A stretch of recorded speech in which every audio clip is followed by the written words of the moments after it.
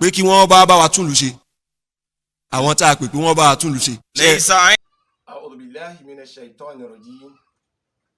بسم الله الرحمن الرحيم الحمد لله الذي خلق السماوات والأرض وجعل ظلمة ونور ثم الذين كفروا بربه يعدلون وصلي وسلم على من لا نبي بعده سيد الكونين سيد الأشراف سيدنا محمد بن عبد الله وآله وصحبته ومن تبعه بالإحسان إلى يوم الدين اللهم اغفر لأبي وارحمه وكل المؤمنين إيوانا في الإسلام دين وأنت أرحم الراحمين يا رب العالمين. المسعودة الإسلامية المجاهدون في سبيل الله ورفعناه مكانا عليا آمين. mo kí gbogbo wa pé a kú dédé wò yìí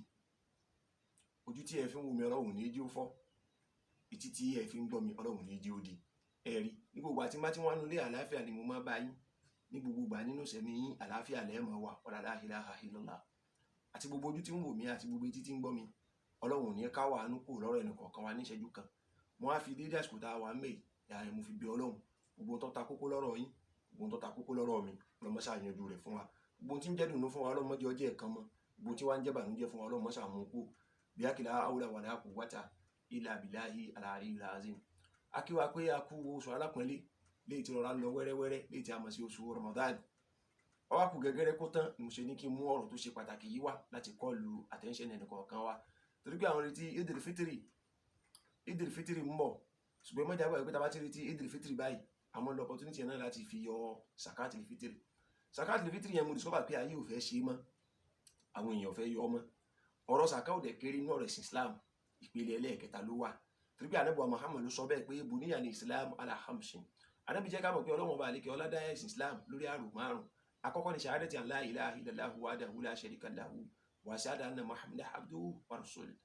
àkọ́kọ́ ni pé ọba ẹyọkan lọ́lọ́run ọba àlekè ọlá kò kú méjì kò bímọ ẹnìkan ò bí kò sẹ́nìkan tí ọmọ ẹjọ́ lọ́hùn kò sí nígbà kejì kódà kò ní personal assistance Ànábì Muhammad sì jẹ́ òjíṣẹ́ rẹ̀ tọ́lọ́run ọba rán sí gbogbo ayé káfàtán yányán tánàbí ò ní pọ̀ sí láàrin àwọn ànábì Ọlọ́run kan ànábì Ọlọ́run ni gbogbo wọn kò wọ́n fún wa òjíṣẹ́ Ọlọ́run náà sì ni wọ́n lẹ́yìn ìgbà tá bá ti wá gbà báyìí wà ikọ́ mu salat a gbọ́dọ̀ máa kírun ní dédé àsìkò rẹ̀ wákàtí márààrún ká máa kí ní àsìkò wọn wà ìta ìsakat ìpele ẹlẹ́ẹ̀kẹta òun ni ká yọ Zakatul Fitri wà wàzọ́ọ̀mù Ramadan tó wà kan àwẹ̀ Ramadan mo fẹ́ láti yọ láti sáré yọ fún wa mẹ́rin pé kì í ṣe ìgbà Ramadan nìkan là á máa yan Zakatul Fitri ṣùgbọ́n dàbí ẹni pé òun ló fẹ́ kọ́mọ́ jù láwùjọ wa látara pé kíni àsìkò yìí làwọn èèyàn máa ń sábà ṣe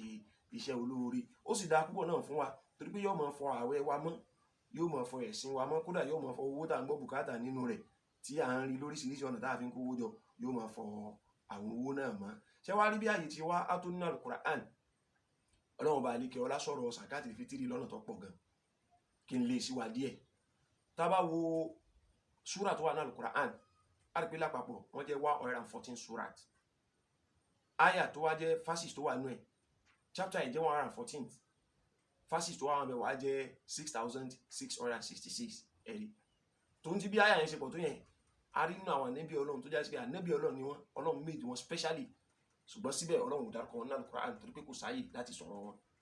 tó ń ti bí ayò ṣe wá sínú Kùránì tó táyé ha ta lọ́rùn wọn dákọ̀ àwọn ànábì kan kẹ́ni bá mọ́ bí tọ́rọ̀ Zakatul Fitri tó tóbi dé Ọlọ́run bá sọ̀rọ̀ sàká nínú rẹ̀ ní ọ̀nà 32 léyìí tó ń jẹ́ ká mọ̀ wípé èmi gbọ́dọ̀ yọ sàká tó bá ti wà nínú owó mi ìwọ gbọ́dọ̀ yọ sàká tó bá ti wà nínú owó rẹ̀ when you have opportunity to pay your own Zakatul Fitri make sure you pay it to the normal due gẹ́gẹ́ bí Ọlọ́run bá àlekè ọlá ti wí tánàbí wa Muhammad náà sì sọ kódà mo rí náà gbà wá ọ̀rọ̀ àwọn ànábì àwọn sàábé kan tí màá fi kásẹ̀ ọ̀rọ̀ mi lẹ̀ nísìn kí n tó lọ síbẹ̀ ṣùgbọ́n gẹ́gẹ́ mo fẹ́ sọ ìwọ náà lè fẹ́ wò nínú ilé pé ìjọ Ọlọ́run bá àlekè ọlá sọ̀rọ̀ Zakatul Fitri tó tọ́ nínú Al-Qur'an lákọ̀ọ́kọ́ màá kọ́kọ́ sọ nípa Suratul Baqarah tábà Suratul Baqarah lè ṣe Quran chapter 2 verse 110 Ọlọ́run bá àlekè ọlá sọ̀rọ̀ Zakatul Fitri ńbẹ̀ àwálẹ̀ ni nínú Suratul Baqarah ibà kan náà tábà tún wò which is Quran chapter 2 yẹn náà that's in Quran chapter 2 verse 277 Ọlọ́run bá àlekè ọlá sọ̀rọ̀ Zakatul Fitri ńbẹ̀ ó di méjì tí máa mention nu nǹkan fẹ́ ka bí márùn káwọn náà lọ check ńbẹ̀ tábà tún wá tó lọ wọnú Suratul A'raf lè ṣe Quran 7 verse 165 Ọlọ́run bá àlekè ọlá sọ̀rọ̀ Zakatul Fitri ńbẹ̀ yóò máa jẹ́ ẹlẹ́ẹ̀kẹta tábà tún wá lọ Suratul Tawbah inú Suratul Tawbah yẹn lọ́lọ́run ti wá tún sọ̀rọ̀ Zakatul Fitri àwọn tó yẹ ká gbé Zakatul Fitri fún gẹ́gẹ́gẹ́gẹ́ àwọn mẹ́jọ ni wọ́n Ọlọ́run bá àlekè ọlá sọ̀rọ̀ wọn nínú Suratul Tawbah lè ti ṣe Quran chapter 9 tábà lọ verse 60 àbá ń bẹ̀. Kódà bá tún wá tún tẹ̀síwájú tá tún lọ wo Suratul Baqara yẹn náà, Quran chapter 9 yẹn, tá tún lọ wo verse 102 verse 102 Ọlọ́run tún sọ̀rọ̀ ká máa yọ sàká nǹkan 15 tí mùsùlùmí gbọ́dọ̀ máa ṣe tí ó jẹ́ bónọ́ọ̀sì fún wa tá fi lè fọwọ́ sọ̀yà pé mùsùlùmí òdodo ni mí. Ọlọ́run tún sọ nínú Suratul Tawbah yẹn bákan náà. Kí wọ́n á tún tẹ̀síwájú tá bá lọ wo Suratul Bayyinah lè ṣe Quran 98 verse 5 Ọlọ́run bá lè kí ọlá sọ wáyé ba'da a'udhu billahi minash shaitanir rajim bismillahir rahmanir rahim wa ma umiru illa liya'budullaha mukhlisina lahu dina hunafa'a wa yuqimu salata wa yutu zakata wa dhalika dinul qayyima sadaqallahul azim. Ọlọ́run bá lè kí ọlá ń sọ nínú àyà yìí pé àṣẹ tá a pè yan ọmọ Ànábì Ádámù nínú ayé tá bá sọ pé Ọlọ́run pa wá láṣẹ pé ká wá jọ́sìn nínú ayé Ọlọ́run àṣẹ tó ń pa wá náà ni pé ká jọ́sìn fún wọn Ọlọ́run mukhlisin láì dá nǹkan kan mí pọ̀ mọ́ Ọlọ́run hunafa'a wa yuqimu salat kí n gé kékèké wa yuqimu salat ó gbọ́dọ̀ máa kírun wákàtí márààrún pẹ̀lú àsìkò rẹ̀ gẹ́gẹ́ normally gẹ́gẹ́ bọ́lọ́run bá dìkẹ́ láti ní kákì ẹ̀rí. Ó wá tún ní lẹ́yìn yuqimu salat wá ní wa yutu zakat ẹ̀rí wa yutu zakat yọ zakatul fitri nínú owó rẹ̀ yóò lè fọ owó rẹ̀ mọ́. Ọlọ́run wá ní dhalika dinul qayyim tó bá jẹ́ sí pé tòótọ́ la fẹ́ ṣe tọ́lọ́run bá lè kẹ́ ọ láwo lẹ́yìn ìgbà tó bá ti kírun tán tó ń gbààwẹ̀ kó o sì yọ zakatul fitri Ọlọ́run ní èyí ní jẹ́ ẹ̀sìn pàápàá tèmi Ọlọ́run bá lè kẹ́ ọ láfẹ́ tó bá fẹ́ tẹ̀lé mi. Ayé ní òsì ló jẹ́ kí n rọra summarize àyà Kùránì yẹn bẹ́yẹn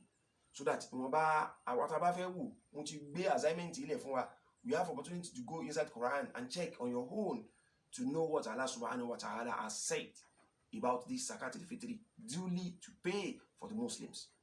So bákan náà bá tún wá tún wò nínú àdìsí Ànábì wa Muhammad sallam mo rí àdìsí kan tí ìkan náà àwọn sọ̀hábà òun ni Mu'adh ibn Jabal ló ní lọ́jọ́ kan Ànábì Muhammad sallam ó pè òun Abdullahi ibn Abbas ló gba àdìsí yẹn pé àná Nabiyullahi sallallahu alayhi wa sallam ba'atha Mu'adh ibn Jabal ila Yaman. Ó ní Ànábì wa Muhammad sallam rán Mu'adh ibn Jabal lọ sí ìlú kan tí wọ́n pè ní Yaman. Kí la Ànábì sọ fún ó ní id'u ila shahadati an la ilaha illallah wa anna Muhammad abduhu wa rasul. Ànábì ní wọ Mu'adh ibn Jabal mo fẹ́ kó lọ sí ìlú Yaman lọ kéde ẹ̀sìn Islam fún wọn. Ìkéde tó wá kéde fún wọn náà ni pé kí wọ́n gba Ọlọ́run ọba àlékè ọlá pé ọbẹ̀ ẹyọ kan ṣoṣo ni kò lórogún kò sí lẹ́gbẹ̀rá. Bákan náà Ànábì Muhammad òjíṣẹ́ Ọlọ́run ọba àlékè ọlá ní í ṣe. Tó bá ti wá gbà tán tọ̀ fa in àtọ́ àbìlídàrí tó bá ti gba ilé ìtàn o fa alimu anna Allah ta'ala iftarada alayhim khamsu salawatu fi kulli yawmi wa layla. Ànábì ní bákan náà tí wọ́n bá ti lè gba dídá dúró pẹ̀lú Ọlọ́run tí wọ́n sì gbèmí Ànábì ní òjíṣẹ́ Ọlọ́run. Ànábì ní wá sọ fún wọn pèpè fún wọn bákan náà wípé kí wọ́n bẹ̀rẹ̀ sí ní kírun ní wákàtí 5 lójúmọ́ ní àsìkò rẹ̀ láàárọ̀ lọ́sàn-án àti lálẹ́ gẹ́gẹ́ bí Ọlọ́run ọba àlékè ọlá gẹ́gẹ́ bí ó ṣe pa wá láṣẹ. Ọlọ́run Ànábì tí wọ́n á tún tẹ̀síwájú pé fa'in hum atahum lidhalika tí wọ́n bá tún wá gba eléyìí náà tí wọ́n bá tún ti gbà á ní ọwọ́ rẹ̀ o fa'alimu anna Allah iftarada alayhim sadaqatun tuwakhadhu min aghniyaihim turadu ala fuqara'ihim sallallahu alayhi wa sallam. Ọlọ́run Ànábì wa tún sọ bákan náà fún wọn wípé òkè tí wọ́n bá ti gba ìyún náà lọ́wọ́ rẹ̀ tí wọ́n ti ń kírun tí ó ti rí pé wọ́n ti ń kírun tí wọ́n á tún sọ fún wọn náà wípé kí wọ́n gbìyànjú kírun wọn ó lè bá jẹ́ ìtẹ́wọ́gbà lọ́dọ̀ Ọlọ́run kí wọ́n máa yọ sàká nínú owó tọ́lọ́run bá lékè ọlá bá fún wọn. Yíyọ sàká àwọn yẹn yóò máa jẹ́ látọ̀dọ̀ àwọn tọ́lọ́run dá lọ́lá nínú wọn. Wọ́n lè fi máa hẹ́pù àwọn tó kù díẹ̀ káàtó fún láàrin wọn ẹ̀rí. Ṣùgbọ́n mo discover pé lónìí àwọn èèyàn fẹ́ ṣiṣẹ́ olóore yìí mọ́ ó sì lóore púpọ̀ púpọ̀ fún wa. Mo ti mú àyà Kùránì mo ti mú súrà 5 àbí 6 mo ti mú sílẹ̀ láyé ọ̀tọ̀ọ̀tọ̀ tọ́lọ́run bá lékè ọlá ti sọ̀rọ̀ zakatul fitri tẹ́ pé èmi lè wò ó ẹ̀yin náà lè wò ó ẹ tún lè tún share rẹ̀ fáwọn tí wọ́n ń bẹ lẹ́gbẹ̀ẹ́ wa kí wọ́n lọ wo tó bá wo fídíò yìí wọ́n á lọ wo àyà Kùránì yẹn láti fi gbàgbọ́ yé nípa ọ̀rọ̀ Ọlọ́run bá lékè ọlá síwájú. Níparí tá bá fẹ́ yọ zakatul fitri ẹja yọ níyọ pé àfi wá ojú rere Ọlọ́run, àfi wá àánú Ọlọ́run. Jẹ́ ń lé kinní kan sí ọmọ ìyá mi, ọ̀nà tá àti ń rówó kò síbi tó mọ́ mọ́, kò síbi tó mọ́, ẹ má jà tanra wa jẹ, kò síbi tọ́nà owó ti mọ́ mọ́, kódà aráyé ò dúró de àláàlì mọ́, aráàmù ló kù everybody ń jẹ. Wo mo ti lọ ṣe wáàsí nílùú kan rí tí mo rẹ́ nìkan tó sọ fún mi wípé ó nígbà tí mo ń sọ̀rọ̀ ó ní mo sọ débi owó gbóná, ó ní àfáà I want to ask you, sówó gbóná yìí wà mọ́ ni? Mo ní kí ló tó sọ bẹ́ẹ̀? Ó ní rísì tí mo sọ bẹ́ẹ̀ ni wípé kò sówó gbóná kankan níbi kan mọ́, torí pé tó máa fún yín lówó só máa ń gbóná lọ́wọ́ yín. Mo lé mi ò tí ì gbowó gbóná rí. Ó ní ẹ lè gbowó gbóná.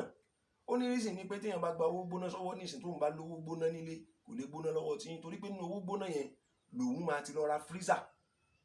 tóun máa kó owó tó gbóná yẹn sínú ẹ̀, wọ́n á tanná sí i. Àfáà tó máa lo some hours, ẹ máa rí pé owó tó gbóná yẹn ó máa tutù, even ó máa tún ti dì. Ṣé débi pé tẹ bá fẹ́ bọ́ síta láti máa náwó legit ló máa wà, ṣe ti rí. Ayé ti believe pé legit wà, legitimation wà. Truly we have legitimation. Ọlọ́run lè ṣe é ní legit fún wa. Ṣùgbọ́n àtọmọ́ o àti kò mọ́, no matter anyhow, níbi tó owó ti ń jáde, tèmi ó sọ fún ọ lónìí, èmi rí i pé owó ti ń jáde síta dọ́dọ̀ àwọn èèyàn ó jẹ́ owó tí kò mọ̀. Òun náà lọ́lọ́wọ́n bá náà lè sọ pé wà tún sọ kí hìmbíà ẹ̀rí tí ẹ bá lè máa yọ sàká nínú owó yín yẹn o, yóò fọ owó yín tó kù, yóò fọ ọmọ. Ṣé ẹ já gbìyànjú ká lépa bá. Àdìsí mo ní mo fẹ́ fi parí ẹ̀ ni pé Abdullahi ibn Abbas náà ló sọ wípé Mu'adh ibn Jabal yìí náà ni pé lọ́jọ́ kan òun àti Ànábì Muhammad jọjọ jáde. Ìrìn àjò tí wọ́n wá ní kò ń ṣe ìrìn àjò nǹkan ọ̀gbìn, ìrìn àjò tí wọ́n ti ń fi ẹsẹ̀ rìn ni. Olówó arákùnrin yẹn wá bèèrè lọ́wọ́ Ànábì Muhammad pé ìwọ Muhammad mo fẹ́ kó ṣùfúfú fún mi, wò ń ṣe Ọlọ́run, kí ni iṣẹ́ olóore tí mo lè ṣe tí ó fi mí lọ́kàn balẹ̀ pé Ọlọ́run ó fún mi l'Àlùjánnà, tí mo á dẹ̀ mọ̀ pé tí má ti ṣe Ọlọ́run ó yọ mí kù níbi ìyà náà. Ànábì Muhammad wá dá lóhùn sallam pé gbìyànjú máa kírun, tó bá ti ń kírun táwẹ̀ bá ti dé gba àwẹ̀, make sure pé ó gba àwẹ̀ lásìkò rẹ̀, ó kírun lásìkò rẹ̀, wá má jẹ́ kí sàká rẹ̀ ó yọ dànù láì mọ́ yọ. Torí pé tó bá yọ sàkáàtì fítírì yóò jẹ́ orí fún ọ, yóò jẹ́ àǹfààní fún ọ. So èyí tó ṣe pàtàkì jù tí mo fẹ́ ká lò mẹ́ kó tó bá ṣe ìdágbére fúnra wa ni pé tá a bá fẹ́ yọ sàkáàtì fítírì, ẹ má jẹ́ pé láàárọ̀ ọjọ́ ọdún láti gbé bọ́ta. Ìyẹn ni màá fi rọgbà wa tá a bá l'opportunity àti gbọ́rọ̀ yìí, ẹ dákun mo rọ̀ wá lórúkọ Ọlọ́run, ẹ já wa náà tún jọjọ share fáwọn èèyàn. Ká má jẹ́ pé ọjọ́ ọdún nìkan, ọjọ́ ọdún gangan láti gbé sàkáàtì fítírì wa láti gbé bọ́ta. Ẹ jẹ́ ká gbé bọ́ta lásìkò tí ó wúlò fáwọn tá a fẹ́ gbé fún, ká sì jẹun tí ó wúlò fún wọn ìlà gbé fún wọn. Ká má jẹ́ àgbàdo lálọ́ gbé jáde fáwọn èèyàn lọ́jọ́ ọdún, báwo ni wọ́n yẹ fẹ́ ṣe? Ẹni tó lóhun ò ní jíjẹ, òun ò ní mímu. Nínú àwọn súrà tí mo ní ká lọ wọ̀nyẹn báwo súrà tó bá mo sọ́lẹ̀ kan mo ní Ọlọ́run dákọ èèyàn mẹ́jọ, Ọlọ́run mention àwọn mẹ́jọ tá a gbé sàkáàtì fítírì wa fún. Ó wà nínú Quran chapter 9 súrà tó táwọn bàtà bá lọ wò àmàrí mbẹ. Àwọn mẹ́jọ tó lọ́hun ní ká gbé sàkáàtì fítírì wa fún, ó kà wọ́n bẹ Quran chapter 9 verse 60.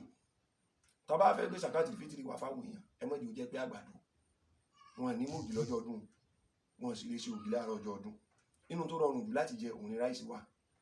inú rẹ̀ náà ni ẹ̀wà wà. So àtàwọn olóúnjẹ ilé èso tá a rí bẹ́yẹn tá a lè fún àwọn èèyàn pé kí inú ti ilé tiwọn náà, kí inú ilé wọn náà ó fi dùn. Bí inú wa náà bá ń dùn, ẹ jẹ́ ká gbìyànjú ká help ọmọlàkejì wa kí inú tiwọn náà ó dùn. So ó jẹ́ pé ní ti nǹkan tí mo fẹ́ pè wá sí àkíyèsí lé lórí mostly lórí ọ̀rọ̀ sàkáàtì fítírì. Àtúnbọ̀ náà o, a fẹ́ ká ronú nípa Eidil fítírì náà tí a máa ṣe. Mo lákìsí nípa pé àwọn èèyàn wọn ò fẹ́ gbààwẹ̀ ọgbọ̀n mọ́, ẹ̀rí kò sẹ́ni tó fẹ́ gbààwẹ̀ ọgbọ̀n. Everybody máa ń try láti tẹ̀lé sáìdì tí wọ́n bá ń gbààwẹ̀ 29, ẹ̀rí a mọ̀ bú àwọn kan pé ìwà tí wọ́n ń wù ọ̀dà, ìṣe tí wọ́n ń ṣe ọ̀dà, kárátà wọn ọ̀dà. Ṣùgbọ́n tí Ramadan bá dé, tá bá rí pé àwọn ènìyàn lọ gbààwẹ̀ 29, a sáré lọ́jọ́ yìí wọn, a kì í dì pẹ̀lú wọn. A ti gbàgbé pé a sọ pé tí wọ́n ń ṣe lọ́jọ́ sí ọ̀dà o, wọ́n mú nǹkan tó dá wọnú ẹ̀sìn, àbí nǹkan wọ́n mú nǹkan tí ọ̀dà wọnú ẹ̀sìn, wọ́n ń ba ẹ̀sìn jẹ́. Ṣùgbọ́n tó bá ti gbé ní tí ó rọ̀ wá lọ́rùn wá, àwa náà sáré sọpọ́ọ̀tì wọn. Mọ́ gbàgbé pé Ànábì Muhammad sallam sọ pé man tashabbaha bi qawmin fahuwa minhum. Tó bá lọ nàgà wá àwọn kan àbó kọ́ṣe wọn àbó dírẹ́sì bí wọn, Ànábì ní ìwọ náà ti di ara wọn. So if you want to be a good Muslim, try to follow the rule and regulation of the Holy Prophet Muhammad sallallahu alaihi wasallam. So abẹ́lẹ́ wọn bá lè kí ọlá kó gáìdì wa níbi ojú ọ̀nà ẹ̀sìn wa, Ọlọ́run kó gáìdì wa ní ojú ọ̀nà súnnà tàbí náà táàtì ẹ̀ tún ṣiṣẹ́ léwu, Ọlọ́run kó gáìdì wa. Ní tí ó bá wà lẹ́sìn jẹ́, ní tí ó dà wá lọ́rọ̀ rú, ní tí ó bá wà láyé jẹ́, ọlọ́mọdé wọnú ẹrù wa. Gbogbo ẹ̀yin olùgbọ́ mi ni mo bẹ̀ Ọlọ́run fún ọlọ́mọdé mọ̀ nira o. Ní lílé oko àti lẹ́yìn odi gbogbo tí ń jẹ́ jama al-Mashru'atul Islamiyya tá a jẹ́ olùjagun sójú ọ̀nà ẹ̀sìn, ọlọ́mọ yọwọ́ dẹ̀ra lọ́rọ̀ ẹnì kọ̀ọ̀kan wa. Mọ́ fi iṣẹ́ ìnira ránṣẹ́ sí wa, mọ́ fà wá náà ránṣẹ́ ìnira sí yàn. Ọdún ní wa ń bọ̀ yìí, àti mi àti Ọlọ́run jẹ́ aṣọ ọdún ayọ̀. Wá má jẹ́ á fi ọdún eléyìí, má jẹ́ á fi dágbére fáyé. Tí ó bá tún dẹ̀ mí, ọlọ́run jẹ́ àmọ́ wa pẹ̀lú àlàáfíà ọ̀dà gbólóhùn masha Allahu la quwwata illa billah subhanaka Allahumma wa bihamdika ashhadu an la ilaha illa ant astaghfiruka wa atubu ilayk subhana rabbik rabbil izzati amma yasifun wassalamu ala al-mursalin walhamdulillahi rabbil alamin. Assalamu alaikum. wọ́n bá bókù rẹ̀ lójúgbó tó ń pọ̀ kàkà kú tó nídìí àánú kódà bó